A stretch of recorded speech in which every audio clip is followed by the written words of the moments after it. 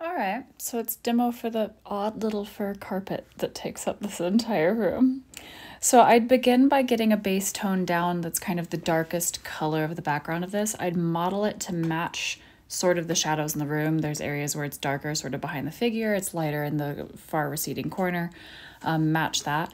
Then map out sort of what your brush stroke angles are going to be a little bit with your pencil, and then begin carving them in. I've got quite a bit of gel medium in this so that they're going to dry down a little less punchy, because otherwise they're going to be high contrast, which is frustrating. But this way I can go in and make pretty big brush strokes. Nice little brush with rounded tip. I've mixed kind of a grayish brownish color and just a little bit of yellow.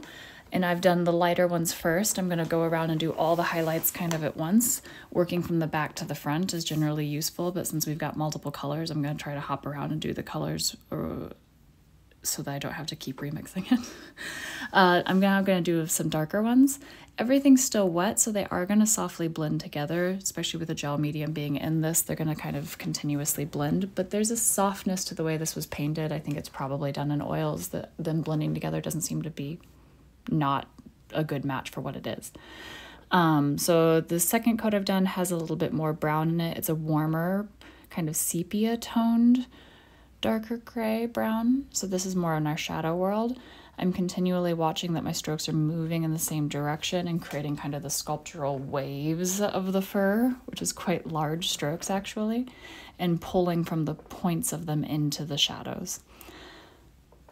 You can see we're getting a pretty good texture. To me, they're still a little punchy. I'm hoping that those will dry down a little bit. And then what I'm seeing is there's some nice areas of like a washed ochre tone. I don't want to see too bright, so I've got quite a bit of medium in it.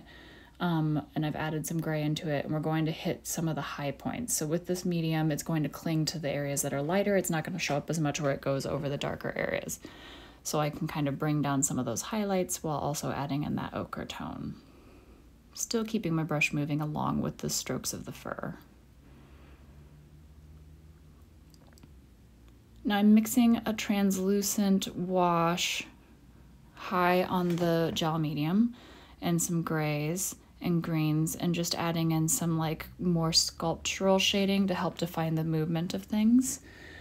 So sort of in areas where the direction of the fur changes, there's these little areas where they overlap and you get kind of like they run into each other and they get this feathered edge of shadow.